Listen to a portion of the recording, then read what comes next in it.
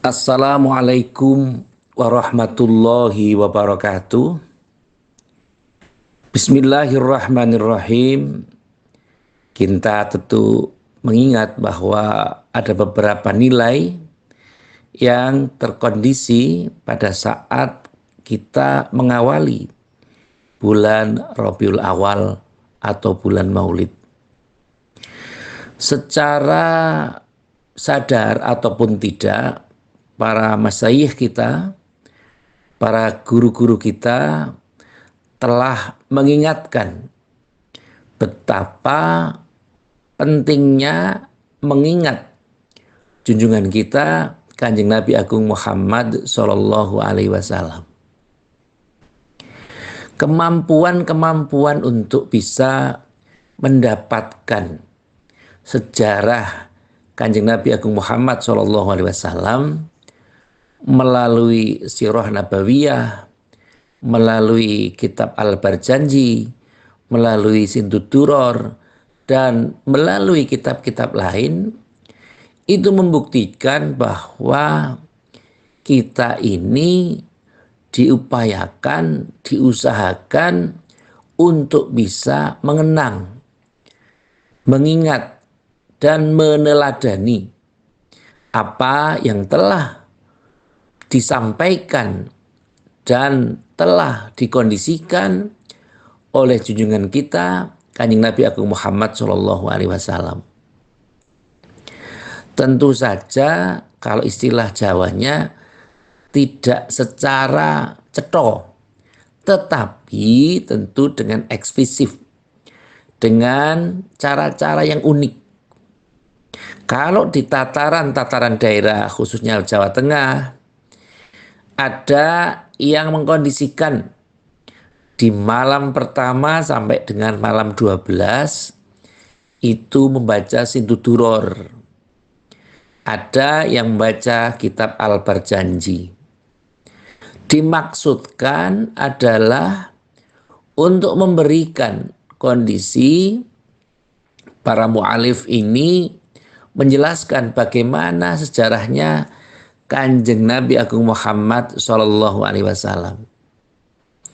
Karena dengan kondisi ini tentu saja kita diberikan kesempatan untuk bisa mengerti bagaimana saat Kanjeng Nabi dalam kandungan, bagaimana saat lahirnya Kanjeng Nabi Agung Muhammad Sallallahu Alaihi Wasallam, bagaimana ketika beliau masih kecil, beliau sudah remaja atau sudah dewasa, diangkat menjadi nabi dan menjadi rasul sampai dengan wafatnya Kanjeng Nabi Agung Muhammad Shallallahu Alaihi Wasallam. Kanjeng Nabi ini diperingati hari lahirnya, bukan hari wafatnya. Mengapa demikian? Karena Kanjeng Nabi jelas mempunyai kondisi dari awal sampai akhir itu semuanya istimewa dan semuanya bernilai kebaikan. Bahkan orang Indonesia atau negara kita ini memperingati hari lahir itu sesungguhnya yang berwujud figur atau manusia itu hanya 3 yang diperingati. Pertama adalah hari lahirnya Kanjeng Nabi Agung Muhammad Sallallahu Alaihi Wasallam yang diperingati setiap tanggal 12 Rabiul Awal. Maka tradisi-tradisi yang mengikat atau di daerah yang tentu tidak semua melaksanakan yang sama, di tanggal 1 sampai dengan tanggal 12 kita membaca kitab Al-Barjanji atau membaca Sintu Duror atau membaca kitab-kitab yang menyejarahkan bagaimana Kanjeng Nabi Agung Muhammad Shallallahu Alaihi Wasallam.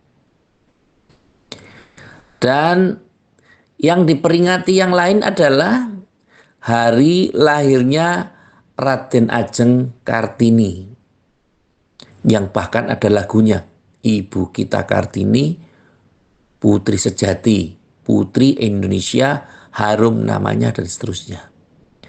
Dan yang lebih membanggakan adalah Raden Ajeng Kartini ini juga santriwati atau santri putri dari Kiai Soleh Darat Semarang, yang beliau ini putranya Bupati Rembang, dari Rembang juga berarti. Dengan demikian ada dua peringatan yang sudah saya sampaikan, yang tentu yang sering juga kita dengar adalah lahirnya Nabi Isa Al-Masih Ruhullah alaihissalam, yang tentu juga diperingati di Indonesia. Apakah orang-orang itu juga tidak mengerti wafatnya? Ya, saya pikir mereka juga paham. Raden Ajeng Kartini wafatnya juga ada tanggalnya. Tapi mengapa hari wafatnya dari Raden Ajeng Kartini tidak diperingati? Justru yang diperingati adalah hari lahirnya.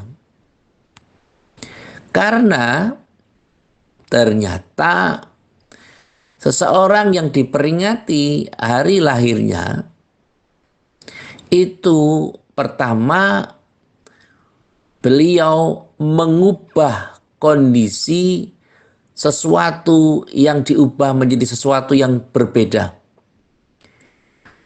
Kanjeng Nabi Agung Muhammad SAW adalah membawa pencerahan, membawa satu kondisi dari jahiliyah ke kondisi yang menuju ke arah keislaman. Tentu saja ini menjadikan perubahan yang besar di seantero jagat raya. Bahkan dari 100 tokoh di dunia, tokoh pertama yang ditampilkan nomor 1 adalah junjungan kita Kanjeng Nabi Agung Muhammad SAW. Mengapa Raden Ajeng Kartini diperingati hari lahirnya? Karena beliau membawa modernisasi pendidikan untuk kaum perempuan. Maka ada namanya SKP, Sekolah Kepandaian Putri. Itu yang merintis adalah Raden Ajeng Kartini. Loh, mengapa tidak yang lain? Yang mungkin waktu itu yang terkondisi adalah Raden Ajeng Kartini, Dewi Sartika, Tut-Nyak-Din, yang lain, karena tidak membawa ke arah pendidikan atau yang lain. Sehingga tentu saja ini menjadi sesuatu yang sulit untuk saya sampaikan. Dan tentu saja membawa dampak-dampak positif yang kadang kita perlu ketahui. Bahwa Raden Ajeng Kartini ini adalah murid dari Kiai Soleh Darat Semarang yang tadi sudah saya sampaikan, yang tentu Kiai Soleh ini juga orang yang pertama kali menerjemahkan Al-Quran ke dalam bahasa Jawa. Walau tidak sampai selesai, hanya separuh atau 15 juz, tapi itu sudah menunjukkan bahwa kapasitas Raden Ajeng Kartini bukan orang yang biasa-biasa saja. Tapi beliau adalah santri putri yang juga memahami tentang agama Islam. Oleh karena itu, di dalam peristiwa-peristiwa ini, kadang kita memahami bahwa tidak semua hari lahirnya sesuatu atau seseorang itu diperingati di Indonesia. Umumnya kalau kiai atau ulama di Indonesia diperingatinya bukan hari lahirnya, tapi adalah hari wafatnya, yang kita sering sebut dengan istilah Khol. Khol itu adalah ulang tahun hari wafat. Mengapa diperingati hari wafatnya? Karena jelas-jelas terbukti, ada buktinya bahwa mereka betul-betul sudah mewakafkan dirinya dan ilmunya untuk kepentingan agama.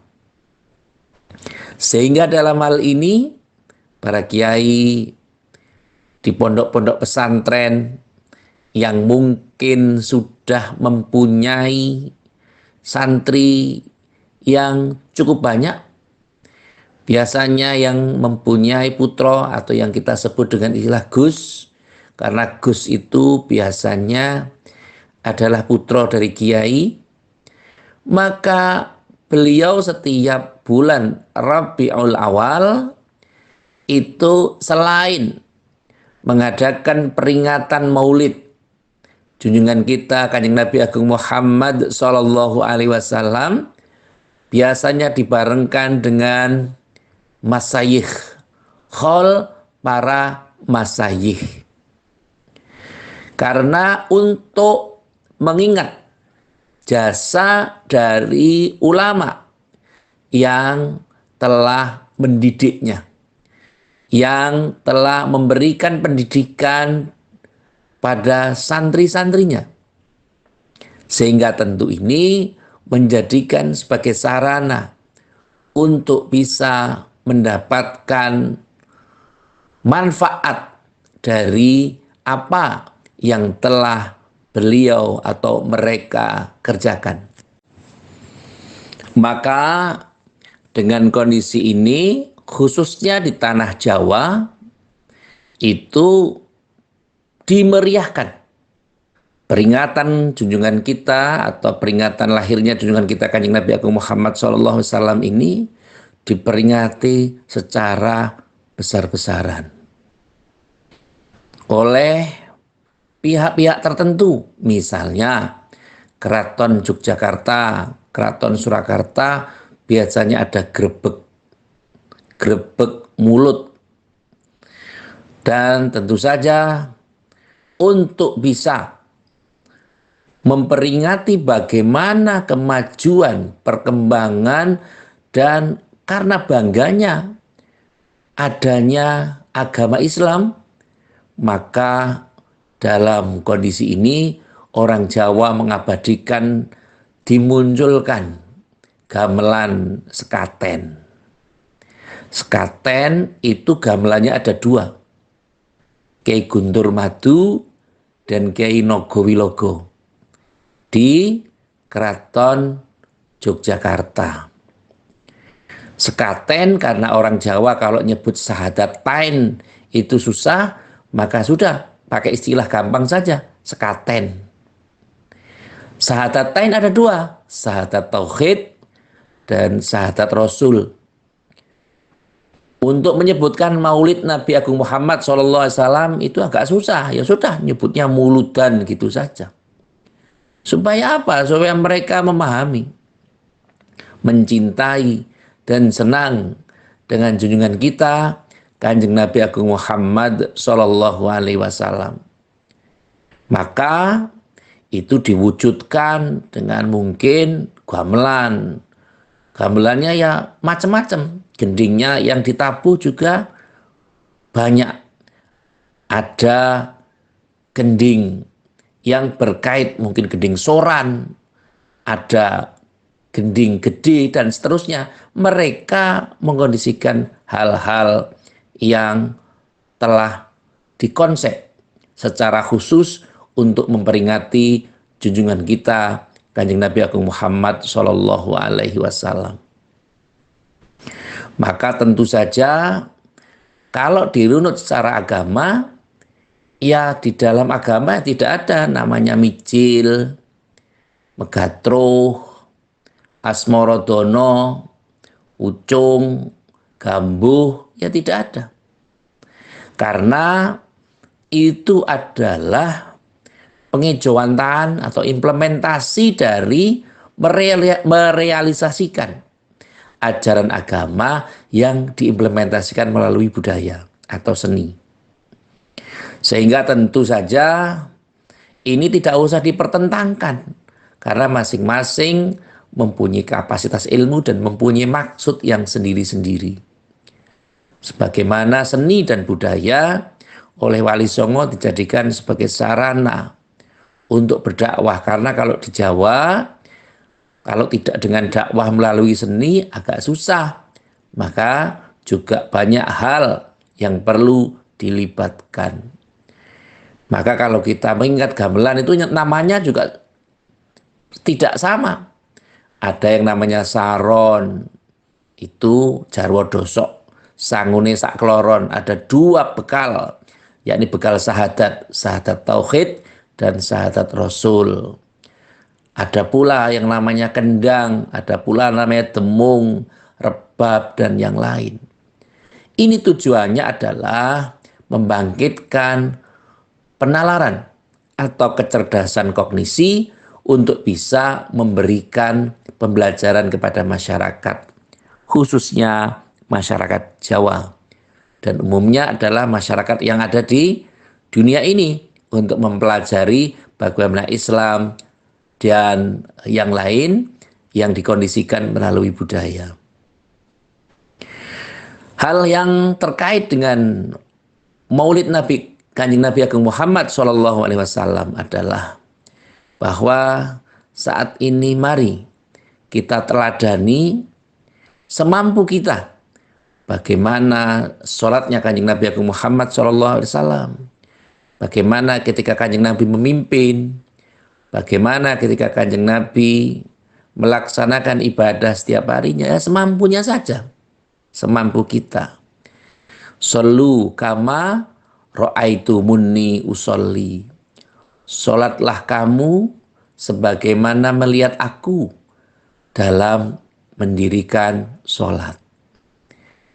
Di situ dijelaskan sebagaimana melihat aku, bukan sebagaimana aku dalam mendirikan sholat. Jadi sholatnya kita dengan sholatnya Kanjeng Nabi jelas berbeda.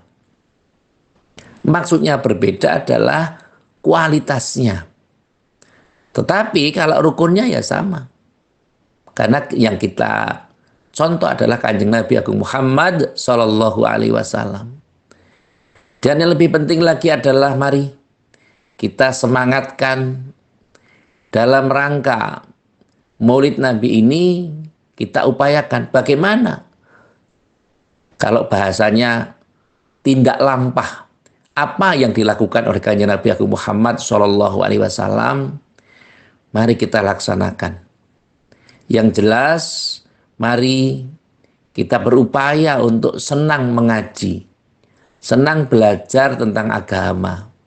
Tidak perlu ragu, karena kita akan mengerti bahwa yang paling hak di sisi Allah adalah agama Islam. Yang tentu saja ini menjadi sesuatu yang harus kita pelajari sama-sama. Tentu seperti halnya apa yang menjadi keyakinan kita.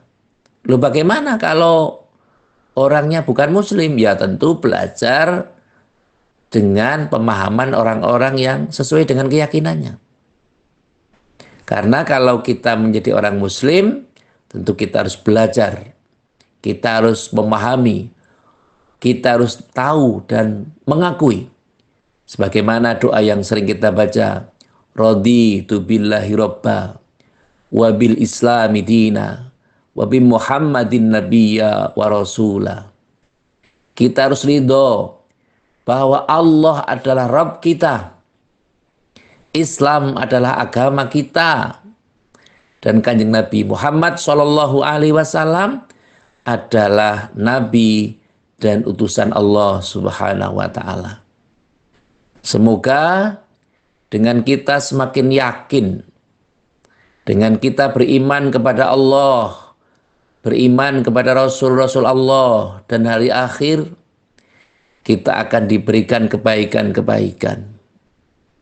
Dan tentu saja semoga guru-guru kita yang telah mendidik kita, baik yang masih sugeng atau yang sudah sedo, yang sudah diwafatkan Allah Subhanahu wa taala, semoga mendapatkan balasan kebaikan yang berlipat-lipat dari Allah Subhanahu wa taala, dan kita digolongkan sebagai murid yang taat, yang amanah, yang mampu memberikan kebaikan-kebaikan pada orang-orang di sekitar kita, dan mampu berbuat baik untuk diri kita sendiri dan keluarga kita. Amin Allahumma amin. Yang terakhir, seperti biasa, mari saling mendoakan satu dengan yang lain, saling memperingatkan satu dengan yang lain.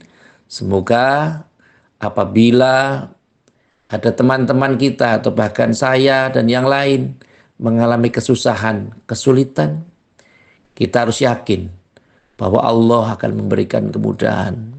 Allah akan meringankan beban kita, dan Allah akan memberikan kebaikan-kebaikan kita dari agama, dunia, dan akhirat kita. Amin Allahumma amin. Semoga ketika ada kesulitan yang mendera pada diri kita, Allah juga memudahkan. Dan ketika ada kasus-kasus atau permasalahan yang belum selesai, baik permasalahan kesehatan, jabatan, atau yang lain, semoga Allah Subhanahu wa taala memberikan kebaikan kepada kita. Amin Allahumma amin. Terima kasih kepada semua pihak yang telah membantu terselenggaranya acara ini, yang telah membagi materi ini kepada yang lain. Subscribe, like, dan komen. Semoga apa yang penjenengan lakukan senantiasa bernilai kebaikan di sisi Allah Subhanahu wa taala. Sekali lagi terima kasih atas segala perhatian dan mohon maaf atas segala kekurangan. Saya akhiri, wallahul muwaffiq ila aqwamit thoriq. Wassalamualaikum warahmatullahi wabarakatuh.